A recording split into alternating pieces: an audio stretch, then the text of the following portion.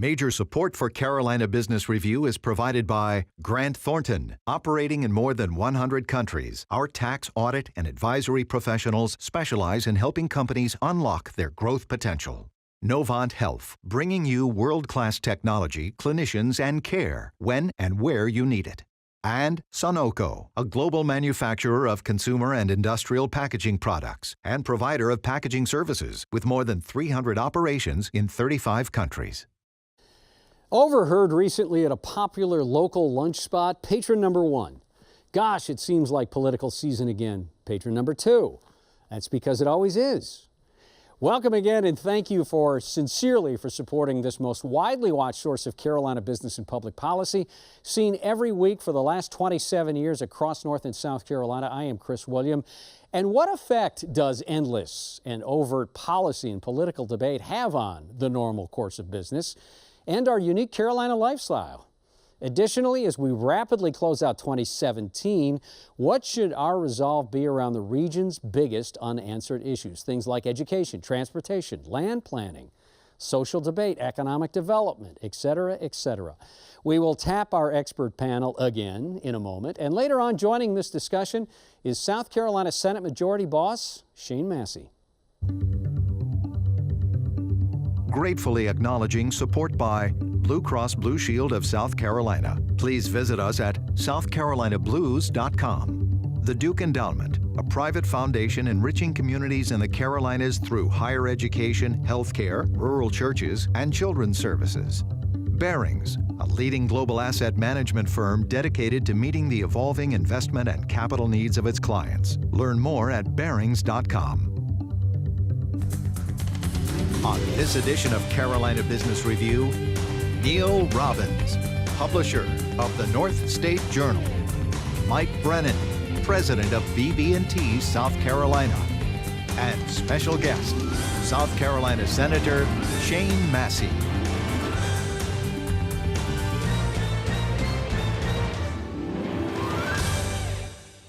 Welcome to our program. Mike, good to have you back. Neal, nice to see you again. Thank you, Chris. Thank you. So, Michael, there's a new nomination for the head of the Federal Reserve following Janet Yellen. His name is Jerome Powell. He's got some DNA on the Fed. So, as a banker, as a financial services executive and leader, is this going to make a difference? Well, Chris, I think the feedback on Mr. Powell's been pretty good. I don't think there's going to be any surprises with him. I think he's going to probably manage the Fed much in the same way Janet Yellen has. I think he'll go slow and be very judicious about changes. I think the hope from the standpoint of the bankers is that maybe they can play a little more active role in decreasing some of the oversight and regulation of the banks, which is a significant burden today. Is that I know a lot of bankers talk about what happened coming out of 2008. Some of it was deserved. Sure. Some of the overreach by financial services. A lot of it was, in fact. Is the pendulum swinging back the other way of less regulation, or just not as, not just standing on the shoulders of banks and financial services companies to just to comply? Well, we obviously haven't seen a lot of decline in regulations per se, but what we've seen is that the regulators have kind of tempered their oversight of the banks. As we've all gone through this period of time, we've all become more healthy, stronger balance sheets, stronger earnings, and we've all done a pretty good job of making sure that from a regulatory standpoint that we're doing the kind of things that we should be doing. So I think for that reason, I think the regulators have kind of tempered their oversight and given banks a little more freedom, a little more opportunity to take a little more risk than maybe we have in the last 8 to 9 years. Neal, in North Carolina down east, it was over the last 12 months, it's quite a big announcement that CSX, the big transportation and train company, was going to locate an intermodal terminal near Rocky Mount and Wilson, North Carolina. That was a boon. It was a big announcement, not just from an economic development standpoint, but the reverberation of what that would do to a hub between the North Carolina port, the rest of the states, quite frankly, and just in general the shot in the arm. But now there's real question whether CSX is going to follow through on that. How would you handicap the idea that they're going to not do this now? Well, I mean, certainly you've got Congressman Butterfield making an announcement saying he hopes that the rumors are not true. You've got a lot of local folks saying they don't know if CSX is going to be coming or not. But I think you look at CSX's transition with a new CEO who maybe has some more disruptive tendencies coming from another company. So you look at intermodal and you say, okay, this is great. I mean, I think intermodal is a great idea. It's getting us in that Amazon economy where you've got trucks and rail and sea shipping all coming together. But at the same time, you're also seeing a renewed focus on coal. And coal is the lifeblood of railroads. And so if they're seeing increased revenue in coal, they may be shifting their priorities away from intermodal. And CSX has also closed down some of their intermodal stuff. So to your point before the program, you said if they're closing down somewhere else, why would they not, instead of mothballing, why would they not open this if they're already concerned about other places? So let me ask you this. In North Carolina and South Carolina, Mike, I'm going to ask you to get into this. You mentioned Amazon, so if there is a transportation challenge in North Carolina, that can't bode well for sites for this whole Amazon HQ2 idea. How would you handicap North Carolina's odds of winning an Amazon headquarters? Well, I think it's been politicized kind of in the conversation of where they're going to put HQ2. And North Carolina certainly has a lot of great things to offer, not the least of which is the best economic development thing you can do, and that's great tax policy. But I don't know that that's going to be the biggest factor that Amazon uses to decide where they're going to be. It certainly makes sense that they would be on the East Coast, and North Carolina is centrally located on that. But I've heard a lot of focus on Boston and Atlanta as well. So I think it's a crapshoot right now on whether North Carolina would get it. And you could argue Bobby hitting South Carolina and that commerce machine in the Palmetto State. Very excited about this, Mike. What are the odds that the Palmetto State could win this? Chris, I quite frankly think North Carolina's got a better opportunity to do this because of their international airports. We just don't have that, what you have in Charlotte and even Raleigh from that standpoint. So I really would be surprised if they were strongly considering South Carolina. Even as strong as the South Carolina port would be? Still comes down to air travel. Yeah, I think it comes down to air travel for them. What education, let's just a quick flyby on education. Transportation in South Carolina had a very big win this year at the end of the last General Assembly session. Funding, gas tax has finally gone up and will go up over the next 6 years. And there's a lot of excitement around fixing things like Dysfunction Junction and widening the interstates. Does education take a second seat to this? Is now this being eclipsed by transportation and fixing bridges and community development and so on and so forth? Well, in some ways it does, Chris. As you know, I serve on the State Board of Education. One of the biggest issues we've got in South Carolina right now is the recruitment and retention of teachers. And part of that's related to compensation. South Carolina is not even at the Southeast average of teacher salaries. And quite frankly, I think we need to quit talking about being at the Southeast average. If we're serious about teachers, if we're serious about educating our workforce and educating our young people, we ought to be above the national average, quite frankly. But I don't see the General Assembly having the will to make that happen. I think they'll make little inroads into improving compensation.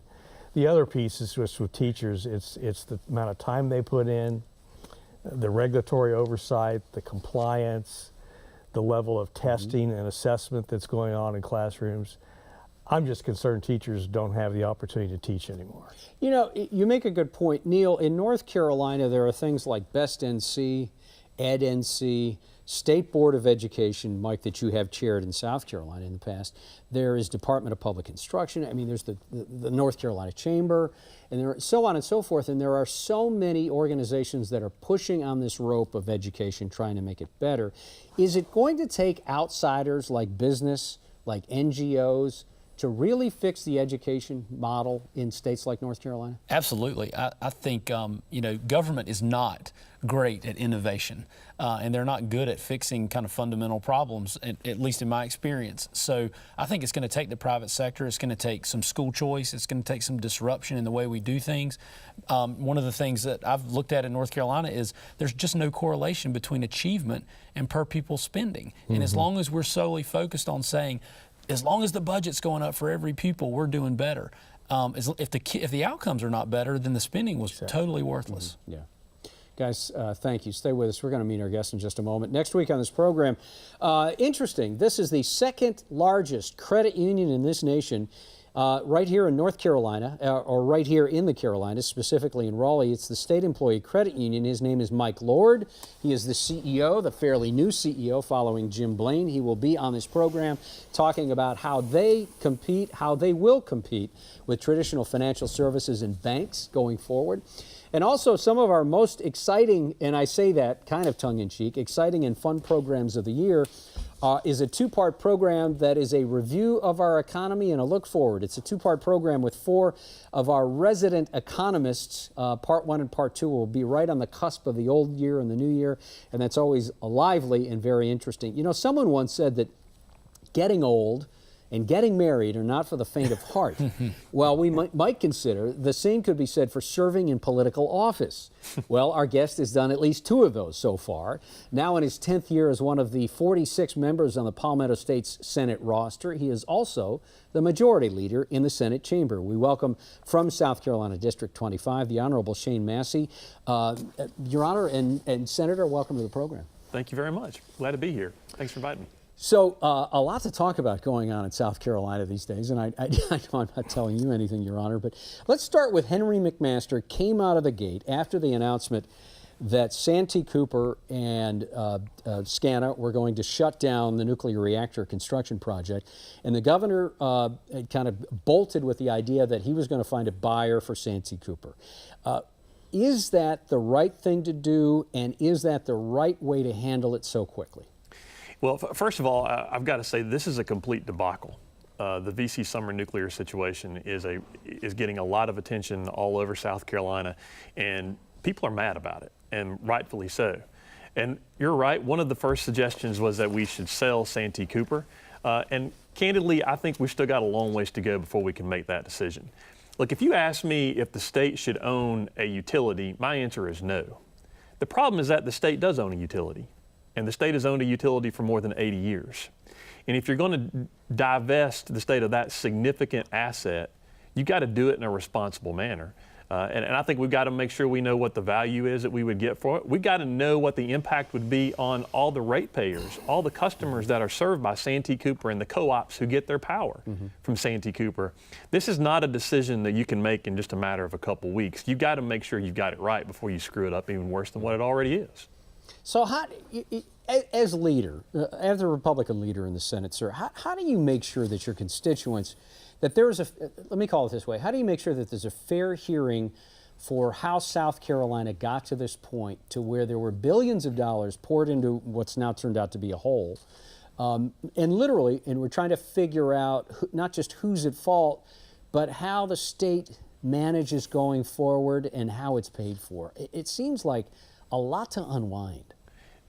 There is a lot to unwind. It's also a very complicated area. The utility regulatory area is very complicated.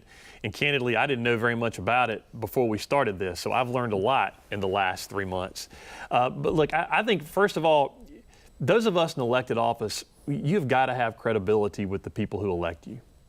And if people don't trust you, if you don't have that credibility, they're not going to give you very much latitude in figuring this stuff out.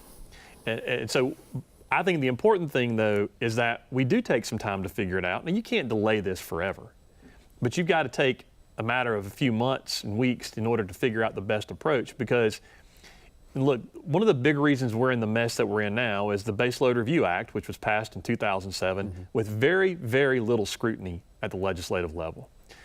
I don't want to pass something that's going to do the same thing but the opposite way. I want to make sure that what we do is responsible for customers, for the utility market, and also for economic development, because the utilities play a significant role in economic development in South Carolina, and we can't screw that up. Mm-hmm. Yeah. Mike? Senator, just to follow up on that, I think the General Assembly is trying to do the right thing for ratepayers and clients across the board, and I know you're working very hard on that. But another concern is that obviously SCANA is one of the premier headquartered companies in South Carolina. They've got 6,000 employees, they've got 25,000 shareholders. Those are well-paid jobs. Shareholders have been handsomely rewarded in the past, not so much lately. So how do you balance all that at the end of the day between ratepayers and employees and shareholders? Yeah, you know, if you want to look at this in a responsible manner, which I'm really trying to do, and I think that there are many of the rest of us are trying to do that as well. I mean, there's some state pride in SCANA. Right? I mean, it is a South Carolina company. It's based in Lexington County. All the executives are there. All their decisions are made in South Carolina. That's something to be proud of. Just a few years ago, they were Fortune 500. Right? That's something South Carolinians should be proud of. But you can't allow them to do what they've done here. If you look at the body of evidence that has come out over the last couple months, it really does look they hid some important information from regulators. I think you can make a pretty good argument they even deceived people. But we need the power. We need the electricity. You need the gas. You've got to have a stable supplier of that, the power and the gas, because the customers need it. The state needs it. So we've got to be careful about that. But look, you can't make customers, ratepayers, citizens take a bath on all this, right? They had no input in this law that was passed, but they have been given all the risk. And that's just not fair, and I don't think it's reasonable going forward. Neal? Well, North Carolina certainly experienced the backs of the ratepayers handling issues related to energy generation with coal ash. It seems like that this issue with SCANA is a big part of the governor's race. Do you see that's going to dominate the race between McMaster and Templeton? And are there other issues that are going to come out? I think that this issue, the VC Summer nuclear debacle with SCANA and with Santee Cooper, is going to dominate the political environment for everybody for the next several months, which is going to encompass the governor's race as well. I anticipate that at least the first couple months of the legislative session are going to be focusing on this particular issue. This is probably the single biggest economic issue in South Carolina in a generation or more. And so we've got to make sure that we do this right, or this could have really long-lasting implications that could be very negative if we screw it up. You know, that's interesting that you brought up, Neal, the idea that Duke went through this with the coal ash, and now SCANA's going through this with the VC Sumner plant. And I want to ask it this way, Your Honor. It's philosophical. It's almost strategic that the idea that the growth in the Carolinas has been so exponential, or seemingly exponential, at least in the last decade, if not longer, that the burden and the demand for energy is so great that these companies will push the edge on a way to generate electricity, either through coal, through building a new nuke that is not an inexpensive or small commitment, that has driven them to the edge of doing these things that have gotten them in trouble, whether through their own omission or commission. So, I mean, how do we, I guess this is about growth, isn't it? Isn't this about economic development and growth? Well, largely, I think you're right about that. I mean, if you rewind the clock 10 years ago to when the General Assembly passed the Baseload Review Act, and I want to point out, first of all, I was not there. I did not vote for this atrocity. But if you look at the world at that point, gas prices were at record highs. Nuclear was being encouraged. We had tremendous growth, as you mentioned, both residentially and industrially, right? And that has continued. SCANA needs the power.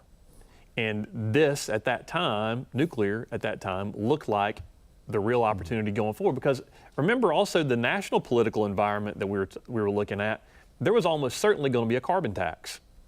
And nuclear was going to be the way to deal with that growth, to supply the power in the face of all those concerns. Now, the world's changed a little bit since then, but we still have the growth concerns. You still have the demand for more power. We've got to figure out a way to do that in a reasonable way, but in a way that's going to give the utilities the supply they need, but also you can't just kill the ratepayers with it. I mean, one of the concerns that I have is that the rates that are already being paid, if you look at some of the comparisons on rates of where SCANA is compared to other providers in South Carolina, or certainly in the Southeast, SCANA's rates are already high. So we've got to do a better job of protecting ratepayers in that area. I know there are other things besides SCANA that we want to get to, Mike. Yeah, Senator, I wanted to talk about just taxes for a moment and kind of set it up that I think it was 2013, Neal, that North Carolina overhauled their tax system. They made it simpler, they lowered rates, and they expanded the base. And I think that's made them much more competitive, particularly with us and other states in the Southeast. Do you think the General Assembly is going to tackle this in South Carolina? Because I think there's, at the standpoint of the business community, I think we like what they did. They simplified it, they lowered rates, and they broadened the base. You know, there's been more and more talk the last few years about tax reform. I do think, though, Mike, it's going to take business involvement in this. It's going to take the private sector getting involved in educating legislators about what the impacts are of our current tax structure and making recommendations, proposals for fixes. I think the North Carolina approach on that of broadening the base, which means you get more people paying, but more people are paying less as opposed to fewer people paying more, which is really the system that we've got in South Carolina now. And eliminating all the exemptions we've got. That's certainly a big factor huge. Because we exempt more in sales taxes than we collect. That's right. We are going to have to address that. I think from a competitive standpoint, we've been doing very well with economic development over the last several years, but there are changes that we need to make. And one of the things that we learned in the last few years on the whole infrastructure debate, particularly about gas tax, you start looking at the whole tax structure, is that there are areas where we really need to make some significant improvements, because our tax structure has kind of been hodgepodge for the last several decades. And the South Carolina economy, the whole state has changed significantly since that was created, and we need to adjust to that. Well, Senator, just one real quick. There is a study out there done by the Palmetto Promise Institute. That's right. I think you've probably seen that. I think that's a good kind of blueprint for how we might approach this. Palmetto Promise has done a lot of really good work on this, and I think that is a very good starting point. But it gets to a lot of what you were talking about broadening the base and making sure that everybody's participating, but that you're not overtaxing anybody in particular. But the Palmetto Promise has made a very good first step on that, and I'm hoping that we're going to start taking a look at that very soon. Sorry, Neal. No worries. We just hope you'll wait to lower your corporate taxes until we get our automobile plant. You know something about that we don't know yet? Well, I think North Carolina's in the running. Yeah. We got a mega site right in my neck of the woods in Randolph County that we're hoping to attract an awesome facility to. Let's look at the federal level a little bit. It seems like the Republican tax plan is out, at least the first step before it dies from 1,000 cuts. But related to the energy discussion that's going on in South Carolina, in North Carolina, we feel like the federal government listened to a lot of things we did in terms of changing our tax reform.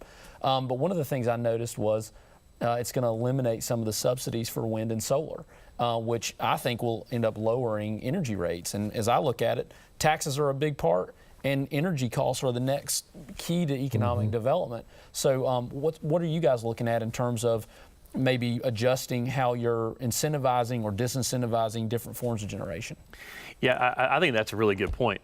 It's glad to hear that the folks in Washington are listening to North Carolina, at least from the starting point. Let's hope they'll stick with North Carolina as you go forward. I'm much more comfortable with decisions that are coming out of North Carolina than I am ones coming out of Sacramento or some of the other places, But yeah, no, I mean, I think you're right about that. We've got to do a better job of focusing on those tax issues. And this, again, as we were talking about with Mike, South Carolina, I think, has gotten behind on this. We've got to push forward and do a little bit of a better job, because it does affect economic development, and it affects individuals being able to better themselves. But specifically to your question, look, philosophically, I think we ought to get more towards a private market as opposed to government being involved in everything anyway. Philosophically, I support the sale of Santee Cooper, but you got to do it in a responsible manner, right? You got to make sure that those things are there. And I think if you have more of a market force, if you have more competition out there, that you're going to end up having a better result for customers. And overall. we literally have about 30 seconds left. You feel like you could lead Senate Republicans in South Carolina the way that you feel? Do you feel like they'll come together enough to do that? Yeah, I do. I mean, now, you know, we're a very diverse group. You got lots of different opinions in there, but I'll tell you that the folks that we have in the Republican team in South Carolina now, they really want to move forward. They don't like sitting around. They want to engage on these type things, and we're trying to focus on individuals, South Carolina citizens, to help lift them up. And I think we've got some good ideas to do that, and so far everyone's been responsive to that. You know, I wish we had more time to talk to you about how you manage that gang with just, you know, the idea that they're activist senators and they're old line senators and this new kind of going on. But please come back. Would you come back on the program? Sure. That could be a whole program right there. Oh, there's no doubt about it. And it was heading that way anyway. But Senator, thank you. And Thanks good for luck inviting. down there. Thank you very much. Neal, welcome. Always nice to see you. Thank you. Michael, good luck on the State Board of Education, everything else you're doing. You're good for the state. Thanks, Chris. Good to be here, Rich. Until next week, I'm Chris William. Good night. Major funding for Carolina Business Review was provided by the Duke Endowment, Barings, Grant Thornton, Novant Health, Sunoco,